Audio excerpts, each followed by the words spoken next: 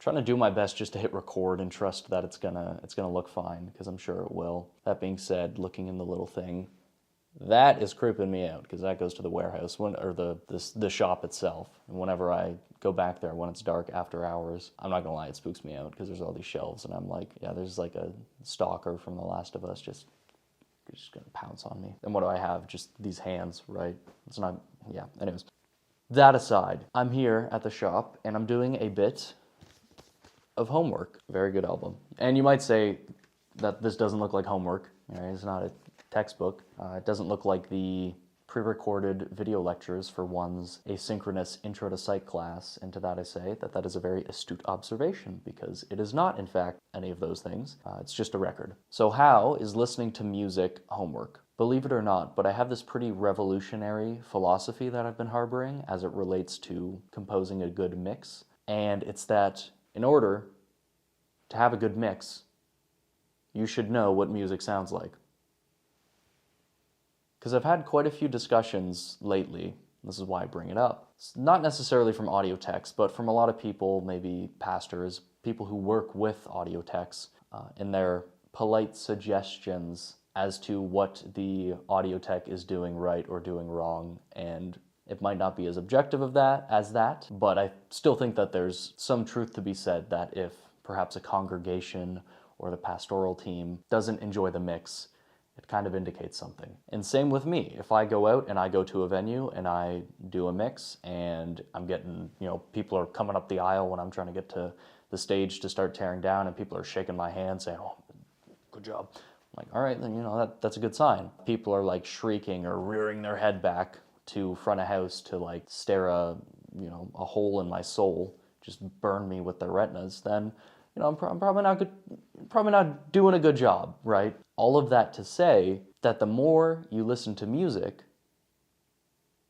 the better you are at selecting what goes where, to what degree, how loud. All of these kind of fundamental, but quite simple, but still hard to master, elements that collectively compose a good mix. Now, without getting into the analog versus digital debate, or I'll try not to, one might say, well, why sit down and listen to a vinyl when you could just listen to music on Spotify? Fair point, it's way cheaper. I'm certain you could achieve the same results of intentionally listening to music in a digital format and still achieve amazing and great results. I'm not refuting that. You could have 30, 40, 50, 60 plus thousand hours of your annual Spotify listen time and say, hey, I understand music quite well. I'm playing it all the time, I listen to it all the time, and that translates over to how I mix. Fair enough. For me, without, again, saying analog is better or digital is better or whatever, I think that a very cool drawback of trying to screw around with these every 3 or 4 songs and brush them off, drop the needle and very precisely and flip the thing and brush it off and drop the needle. The beautiful thing that I find with vinyl is that it forces you to be intentional with your listening, because that is the sole focus. There's no open Spotify, put in my AirPods, and go type something for 30 minutes and act like I was intentionally listening to music when it was just sort of a background filler thing. Because yes, that's listening to music, and yes, that contributes to 30, 40, 50, 60,000 annual hours, or minutes. Holy, are there even that many hours? Anyways, minutes of your collective Spotify listening time. You might not walk away with the same results if you were just to drop the needle and sit down and really focus on an album or an EP or whatever for that same period of time. Because I'm looking at it right now, you can't see it, maybe I'll turn it later, but it's just quite literally the turntable, the receiver on a little shelf, and the speakers. There's no screens, there's no distractions, my phone is over there, it's just the music. And that's the beautiful thing with the analog format, with the turntable, with vinyl. It's that there's no distraction. And I find that that is a far more engaging listening experience than on a digital format. Also, perhaps a little bit more subjective, but I find that speakers, I don't think headphones really, unless you have like your Mac hooked up to a speaker system, that's different. But a speaker, like a set of speakers in a nice room, Speaking of stalkers, I'm hearing noises back there. But a nice set of speakers in a room. I'm just going to shut that door. You know, I'm not going to look down the hall. I'm just going to shut that door. You get really, you know, when you get in your head, you're like, there's nothing back there. But your mind is fabricating something completely different. It's amazing, you know? I mean, it's why we're here. Otherwise, if you didn't have that sense of fear, the Homo sapiens that didn't have that sense of fear just, like, were eaten by, like, a saber-toothed tiger back in another epoch. But that aside, to me, there's really nothing better than having a good set of speakers pointed at your face with a turntable in a vinyl. It forces me to be intentional with my listening, therefore I draw more from the music with the small time that I've invested in listening to the music in this format, as opposed to listening to an album 16 times in the background when my attention is just all over the roadmap. So that's the main reason I've selected this format, is because, well, one, I like listening to it in this format, and two, I find that it really helps me dissect and truly figure out what the heck is going on with a lot of artists and bands who are operating at such a high level. Because that's the music you should be emulating, right? If there's an acclaimed album that has a massive following, I think Lord Huron has like 30 million Spotify listeners monthly. That takes a fair bit of work. It takes a fair bit of investment from the artists and the mixing engineers and the mastering engineers. That takes a lot. So clearly their work in these albums means something. Emulate that. Really listen to it and emulate it. And as a quick concluding kind of piece, I guess I will get into the whole analog versus digital thing as to what's better. I'm trying to think who it is, but a very comprehensive, basically like 2 hours of just pure fact checking on the idea of sample rates alone, all the way back to the basics, and then extrapolating up from those principles to what is actually true when it comes to sample rates. In a digital medium, when you listen to a CD, it is a 100% accurate representation of what the analog format provides. Awesome. That being said, I haven't gone as much of a deep dive into bit depth, but I have noticed listening to, I've got it here, my favorite album of all time.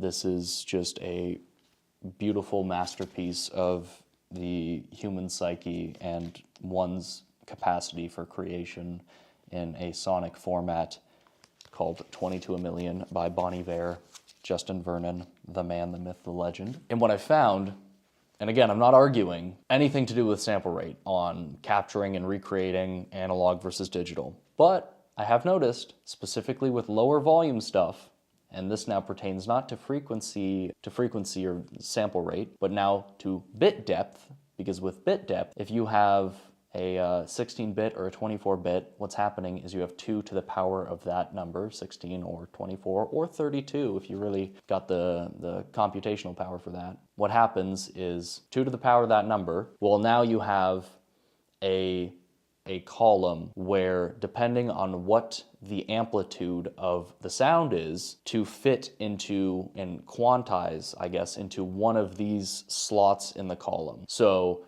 the more slots you have, 24, 2 to the power 24 is significantly bigger than 2 to the power 16, and 2 to the power 32 is like astronomically larger than even 2 to the power 24. What happens is that your usable amount of the column, because you still have your noise floor, well, when you increase the resolution of this column, you have a higher degree of accuracy of placing sounds at lower volumes.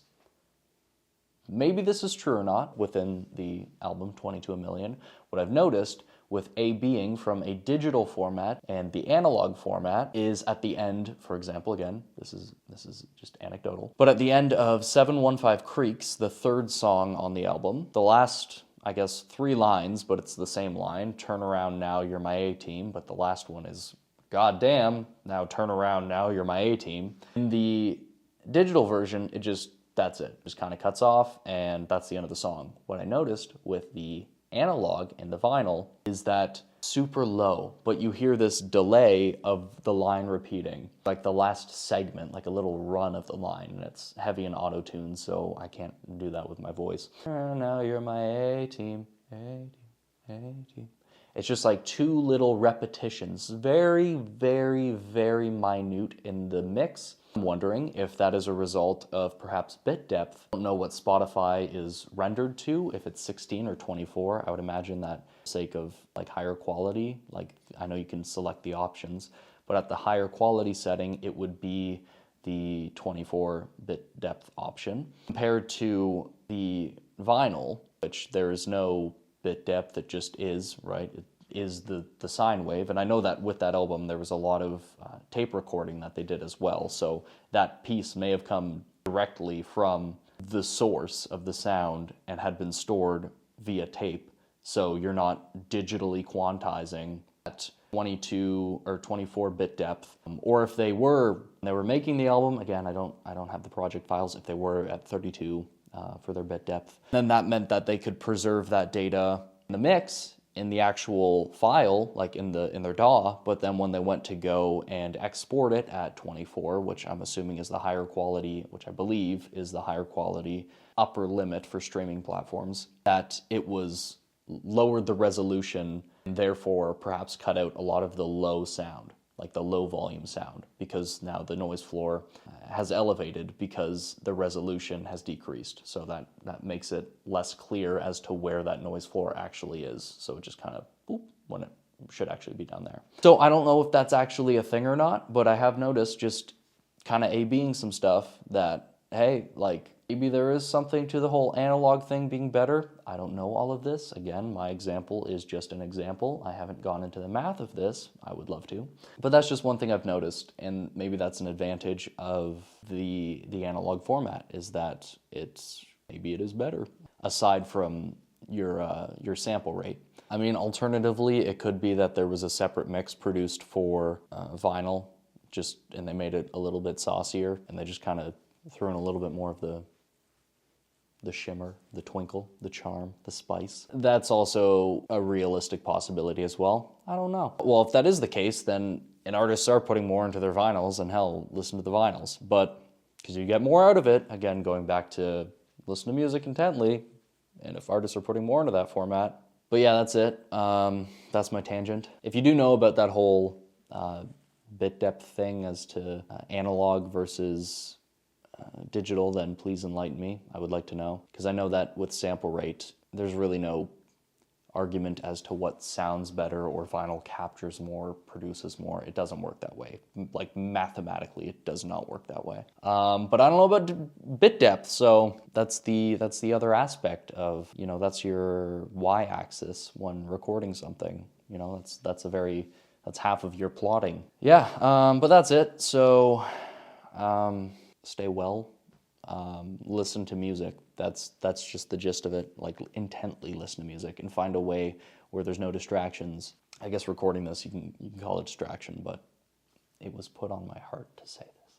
But yeah, if you want to mix better, or when you want to mix well, and you want things to sound like they're professional, maybe not necessarily that they're studio quality, because I don't know if the goal of live music is just to sound like the studio recording. Otherwise, why have live music, right? Live music has a completely different vibe to it musically. But it should still sound good across the board. Everyone should kind of just walk away from it and nod their head. Like, yeah, that was pretty good. But the way to do that, you still need context as to where to begin. So that's the way to do that. Begin by listening to music. Right? That's how you know genres. That way, when you're thrown to a bluegrass group at one random time slot at the festival you're doing in July, you know what you're doing, right? Because you dabbled in bluegrass, you dabbled in country, you dabbled with, I don't really know what you'd call this album by Lord Huron. I don't even know what you'd call 22 a Million. Oh my God, what the heck is that thing? Folktronica? Listen to music intently, and you will mix better. That's it. Yeah. Bye.